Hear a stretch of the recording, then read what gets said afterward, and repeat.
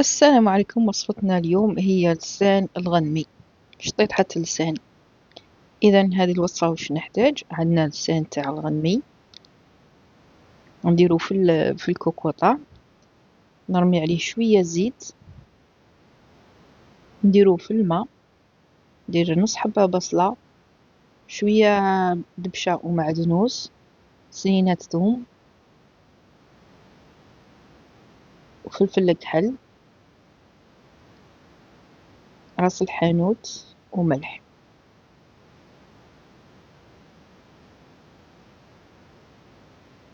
ومن جهة أخرى نسكر على الكوكوطة ونخليه يطيب. من جهة أخرى نقطع نص حبة بصلة، شوية ثوم ومعدنوس، الرابي زوج سنات تاع ثوم،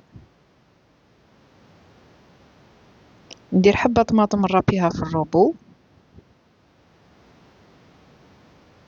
ندير فيها مغرفة تاع فلفل أحمر، فلفل عكري، وفي مقلة ندير شوية زيت ونحط هذيك البصلة تذبل شوية، ومن بعد نفرغ عليها الطماطم وهذوك المكونات كل دبشة ثوم، ونخليهم يطيبوا، نطيبوا نص طيب بك.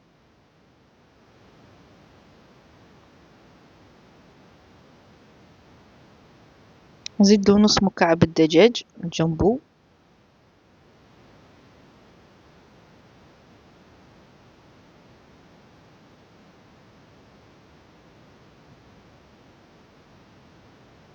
مرة على مرة نحركو هكذا باش يذبل مليح.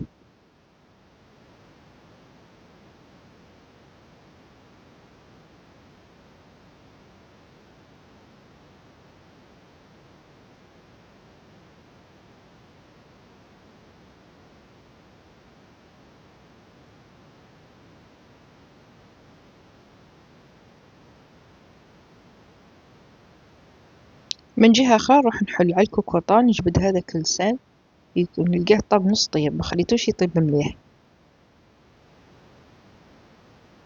نحيه ونقشرو، نحيلو هذيك القشرة الفوقانية وكل هكذا شو كفاية نحيها.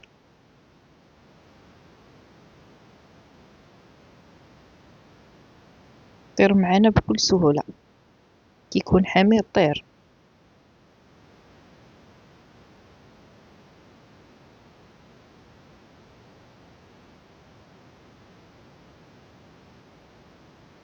ولاصوص تاعنا هذه ما نرميوهاش، نحي البصلة والثوم ونمرسهم هكذا بالفرشيطة، ونقلبهم لاصوص تاعنا، ونقطعو اللسان تاعنا مربعات قطع صغيرة. صدقوني هذه الوصفة تجي هايلة وتجي بنينة.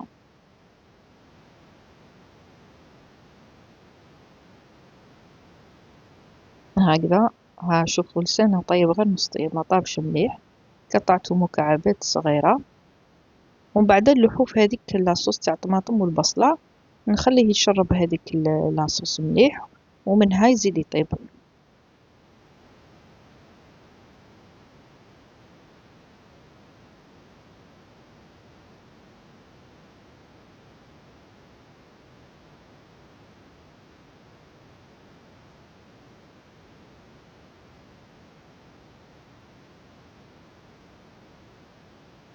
ها نحيت البصلة كيما قلت لكم قبيل، نحيت البصلة والثوم ودرت لهم هكذا بالفرشيطة، ونعاود نقلبهم لهذيك لاصوص.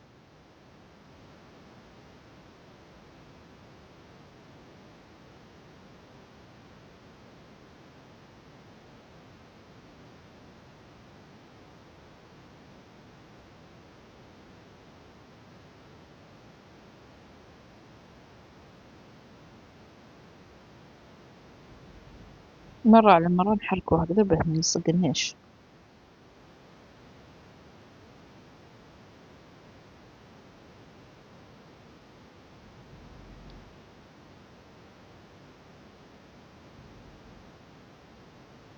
من بعد نهز هذاك اللسان ونقلبوه في الكوكوطة مع هذيك لاصوص الأولى اللي طاب فيها اللسان، ونديرلو حبات حمص،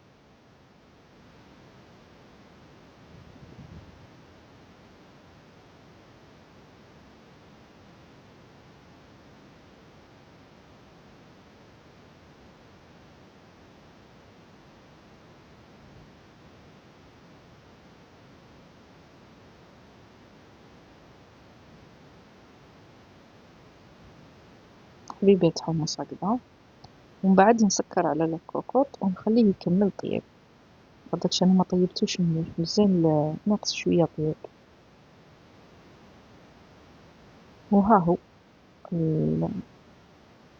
الطبق تاعنا جاهز.